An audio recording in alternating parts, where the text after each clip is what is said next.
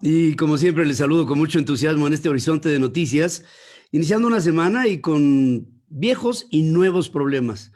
Viejos problemas porque el presidente de los Estados Unidos desconoce el resultado de las elecciones. Nuevos porque en este pasado fin de semana el presidente de los Estados Unidos reconoció su derrota. Lo hizo de manera tácita, pero después de que se dio cuenta del efecto, entonces dice, esto se debe a las fake news. Es decir, primero reconoció, el todavía presidente de los Estados Unidos parecía admitir que el demócrata Joe Biden había ganado las elecciones del 3 de noviembre, aunque nuevamente lo achacó sin pruebas, y esta es la parte compleja, ¿no? A un supuesto fraude y escribió, ganó porque las elecciones estaban amañadas, no se permitieron observadores, los votos fueron contados por una compañía de propiedad privada de la izquierda radical Dominion, con una reputación mala, un equipo engañoso que no pudo siquiera cumplir con los requisitos para Texas, que yo gané y por mucho. Los medios de comunicación falsos y callados. Trump acompañó su mensaje con un extracto de una intervención en cadena de televisión Fox News del comentarista político conservador Jesse Waters, en el que afirmó de manera infundada que Biden triunfó por un supuesto fraude. El tuit fue etiquetado por la red social como esta afirmación sobre fraude en las elecciones es controvertido. Y hay una base de cualquier proceso electoral. Cuando uno entra a un proceso electoral como candidato o como partido, tiene uno que aceptar las condiciones básicas de cómo es que se va a llevar a cabo la elección, el proceso, el conteo, quién lo va a hacer y cómo.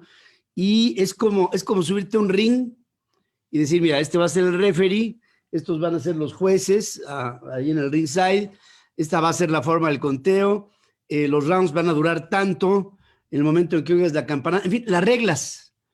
Tú no te subes a un ring sin saber cuáles son las reglas y reconocerlas desde un principio, si no, no hay cotejo, no hay pelea, vamos a pensarle así en términos políticos o en términos pugilísticos o de lucha grecorromana. Tú tienes que conocer las reglas y saber que sí, que no. Y cuando el presidente dice el conteo fue llevado a cabo por una empresa de una izquierda radical, Dominion, él sabía quiénes y cómo iban a contar los votos y no se puede llamar después de las elecciones a decir esto que contó lo descalifico porque es parte de una izquierda radical y por otra parte desconocer a los órganos libres en un país democrático que informan como medios de comunicación y decir que estos son fake news es como desconocer las reglas completas de cómo se vive, cómo se actúa, cómo se convive en el ámbito político de los Estados Unidos. Y dice Donald Trump, esta administración no va a quedarse así conforme. Afortunadamente, en el futuro sabemos qué administración va a ser la que se va a quedar al frente de los Estados Unidos. Y creo que es momento de decir que esta administración no se va a dejar intimidar luego de este proceso electoral.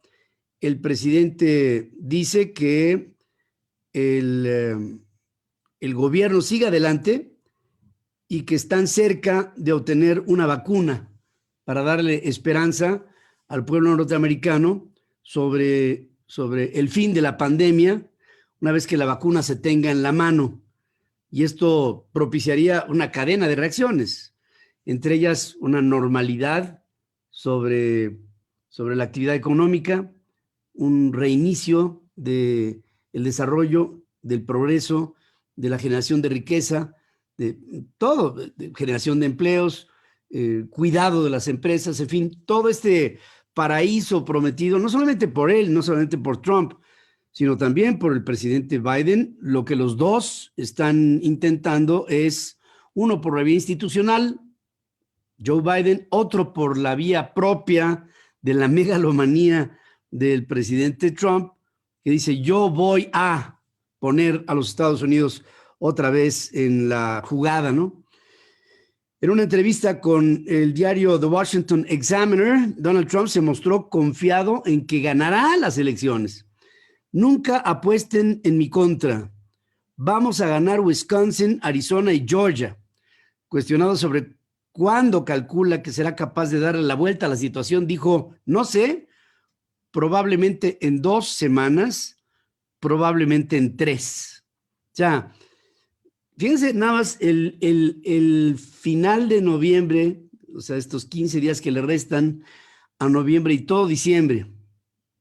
Vamos a irnos a el Thanksgiving, que es el 26, a las Navidades en el 24 de diciembre, el 25, al fin de año con una incertidumbre total y quién sabe, no lo sabemos, quién sabe cuáles vayan a ser las actitudes del presidente de los Estados Unidos sobre este tema.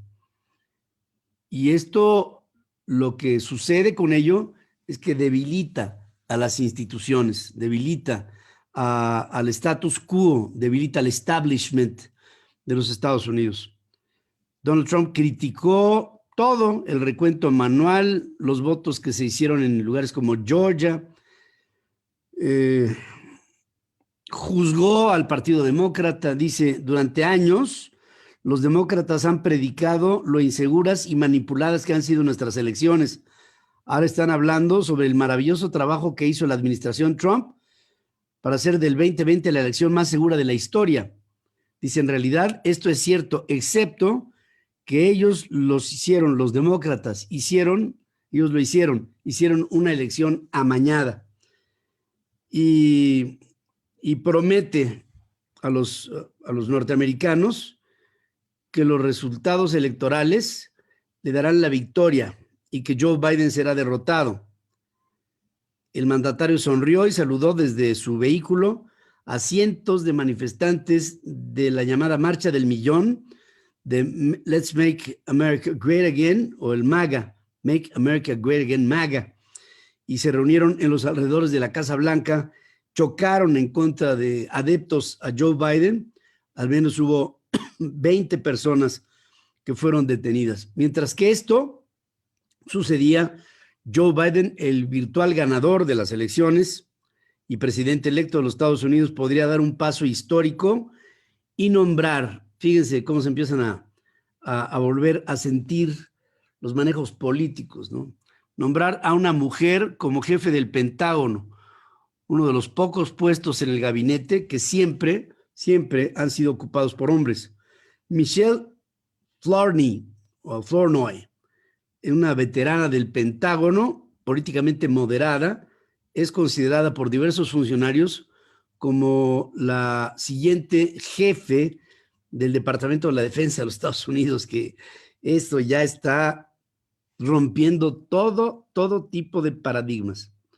Ahora, miren, yo les quiero, y perdón por la evocación, pero también les quiero hacer sentir lo que he vivido a lo largo de muchos años y lo que estoy viendo que no tiene aparentemente ningún tipo de evaluación como una de las noticias más importantes que ha habido en la historia del hombre. Y me quiero referir al lanzamiento del SpaceX. A mí me tocó vivir en los 60s, principios de los 70s, los lanzamientos de los grandes proyectos de la NASA. El Saturno V, el Apolo 10, 11, 12, 13, 14, 15, 16, y un esfuerzo enorme de la administración de muchos presidentes de los Estados Unidos para llevar al hombre a la Luna. Fueron proyectos extraordinarios. Bueno, en primer lugar, rompieron con el atavismo que se vivía a finales de los años 50, cuando recién tenía poco terminada la Segunda Guerra Mundial. Y hubo la visión del presidente Kennedy de decir, en this decade, en esta década, el hombre pisará la Luna. Los norteamericanos haremos este sueño posible. Y puso una zanahoria así delante de los Estados Unidos para llegar a alcanzar ese objetivo. Se alcanzó. Se alcanzó en this decade, en 1969. La NASA hacía posible que dos hombres pisaran la luna, Neil Armstrong y Buzz Aldrin, e hicieran historia en un proyecto costosísimo, costosísimo. Bueno, se hablaba de que ese proyecto representaba entre el 8 y el 10% del Producto Interno Bruto de los Estados Unidos de aquel tiempo. Era enorme el gasto. Ahora, en un proyecto privado, subcontratado por la NASA, en una empresa de Elon Musk, este hombre visionario de las empresas del siglo XXI, el autor y uno de los principales promotores de los vehículos eléctricos en el planeta, los Tesla, con esta empresa, con una empresa hacia el espacio, la SpaceX, pone otra vez a través de la NASA, en un outsourcing, pone a 4 hombres en el espacio y pone a 4 hombres engarzándose con la Estación Espacial Internacional, pero con varias características diferentes. En primer lugar, la simplicidad. Ya no estamos hablando de proyectos extraordinariamente costosos, sino por el contrario, extraordinariamente baratos. Una. Dos, son proyectos reutilizables. Con ello, el carrier que llevó a los astronautas hasta la Estación Espacial Internacional, por cierto, 3 norteamericanos, de los 3, una mujer, un hombre de color y otro norteamericano blanco y un japonés, llegan y van a estar ahí en la Estación Espacial Internacional por los próximos 6 meses, que es, digamos, un logro extraordinario. Luego, 3, ya no son los armatrostes de estos taxis espaciales. No sé si se acuerdan ustedes de los taxis espaciales, de los Challenger, de los Atlantis, de ese tipo de aparatos que, por cierto, causaron el estupor cuando explotaron y 2 de ellos resultaron fallidos, trayendo por consecuencia la muerte de muchos astronautas. Pero este SpaceX y su triunfo de simplicidad, de economía, de eficiencia, y yo los veo y los vi a los astronautas de otro tiempo, veo por ejemplo, el diseño de los, por cierto, de un mexicano, de los trajes de estos nuevos astronautas hacia la Estación Espacial Internacional, aquí a 680 kilómetros de altura. Los veo totalmente de una manera mucho más natural de lo que se vio hace 50 años. Y es extraordinario el cambio. Y se los quiero consignar porque fue una noticia este pasado fin de semana que pasó prácticamente de noche. Y pasó así porque aquí en la Tierra, en el planeta, estamos muy distraídos con la pandemia del coronavirus, estamos muy distraídos con los problemas políticos que se generan en lugares como el propio Estados Unidos, en donde se desconoce un proceso electoral, etcétera. Estamos muy distraídos con nuestros problemas aquí abajo y dejamos de ver allá arriba. Y sí les quiero llevar a allá arriba, ya que espero que con todos los avances y los descubrimientos que el hombre moderno está empezando a asimilar, a decantar, a poner en práctica, el hombre moderno del siglo XXI avanzará a pasos agigantados hacia la conquista del espacio, hacia la conquista de la salud, hacia la conquista del bienestar y esperemos también hacia la conquista de la convivencia. Destaco la enorme proeza de este proyecto privado del SpaceX porque vi en otro tiempo, hace muchos años, a una administración que en aquel tiempo tenía computadoras que tenían menos capacidad, las computadoras de la NASA, que este teléfono que tengo aquí en la mano, que cuesta $1,000. contra los cientos de millones de dólares que costaban computadoras en los 60s, que tenían menos capacidad que este aparatito. Nada más para que nos demos cuenta de cómo en medio siglo el hombre moderno ha cambiado todo. Si nos remontamos hace 5 siglos, los avances eran lentos, lentos, lentos. Duraban siglos en cambiar ciertas actitudes humanas. Ahora, en menos de medio siglo, estamos viendo el poder de la comunicación, del conocimiento y, espero, del entendimiento entre las personas. En fin, hay noticias también en el ámbito mexicano. Los 10 gobernadores de la Alianza Federalista que van fuera de la CONAGO, de la Conferencia Nacional de Gobernadores, y también van en contra de las políticas públicas y del presupuesto que fue propuesto por la Federación para el 2021 en México, reclamaron que los diputados ejercieron un partidismo desmesurado al concretar un golpe de 182,000 millones de pesos en contra de los 32 estados de la República y acusaron que la reducción para ese bloque de gobernadores equivale al 87% del presupuesto asignado a la refinería de Dos Bocas y que es el 1.9 veces el destinado a la inversión del tren interurbano entre la Ciudad de México y Toluca. Reprobaron que los legisladores de mayoría morenista ignoraran los planteamientos y propuestas de los gobernadores diciendo no a cualquier cambio posible que restableciera recursos federalizados para los estados. Manifestaron que acudieron ante el poder legislativo pensando en la división de poderes y en su autonomía, pero que no hubo respuesta.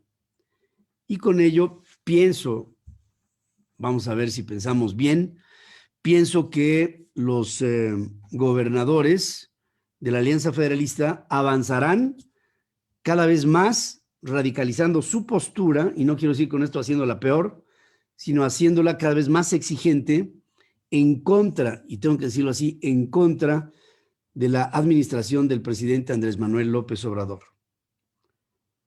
Y también he de decir que se está gestando un movimiento desde la administración del presidente López Obrador que es brutalmente intimidatorio a la ciudadanía, y me refiero a Frena. Este pasado fin de semana se tuvieron que tomar decisiones muy dramáticas en torno a Frena en el Zócalo. Y todo esto porque hay un operativo, hay un plan de meter y además ya está funcionando, un caballo de Troya dentro del campamento de Frena en el Zócalo para desprestigiar a este Frente Nacional anti Andrés Manuel López Obrador. Hubo primero una supuesta acusación de un integrante del campamento que había perpetrado una violación. Se desprestigia al movimiento haciendo sentir que dentro del campamento pasan cosas como esta. ¿Cuál es la idea? La idea es difundir que adentro del campamento se cometen atrocidades. ¿Qué venía después? Bueno, lo que viene después es un plan para desestabilizar al campamento, para seguirlo desprestigiando, sembrando droga y otro tipo de actividades ilegales, haciendo sentir que la gente que se manifiesta en contra del presidente López Obrador en el Zócalo es una punta de delincuentes. En el fondo, ¿qué es lo que está sucediendo? Que el gobierno de López Obrador está apanicado, volteando a ver lo que sucederá en unos días más, el 21 de noviembre, cuando Frena está convocando a una marcha multitudinaria de ciudadanos que se manifestarán en la capital de la República Mexicana y en diferentes ciudades del país, dando a conocer el oprobio y el rechazo al gobierno de López Obrador, pero con datos en la mano que hablan de todas las consistentes violaciones que a la Constitución ha perpetrado este hombre, presidente de México, en contra de la Constitución, de nuestras leyes y fomentando un ámbito de ilegalidad y de populismo. Y entonces lo que decidió Frena fue retirarse del Zócalo, aunque, tengo que decirlo, hay algunas personas dentro del Frena que dicen, fue tanto el sacrificio que no nos vamos a retirar. Entonces, aparentemente, hay una Frena dividida entre el Frena que dice, vámonos para regresar el día 21, y el Frena que dice, no, nos hemos sacrificado mucho y aquí nos quedamos. La idea es una, es el Frente Nacional anti Andrés Manuel López Obrador. Con algunas diferencias, sí, forzadas. ¿Por qué? Por las circunstancias que se le están oponiendo desde el lado gubernamental, pero que de todas maneras, como sea, hay una inquietud dentro de la sociedad mexicana que se manifiesta y se manifestará hacia el fin de este mes de una manera tremenda en todo el país en contra de este hombre. El 21 de noviembre será un día marcado por la historia en el que se llevará a cabo la manifestación más grande de ciudadanos en contra de un presidente en México. Esto es parte de lo que les tengo que decir en este horizonte de noticias y como siempre les agradezco y les invito a que estén conmigo en unos minutos más en la primera emisión central FM Equilibrio, transmitiendo a través de centralfmonline.com y nuestra red de estaciones hermanas, asociadas y afiliadas en radio y televisión en 7 países del continente americano. Les espero.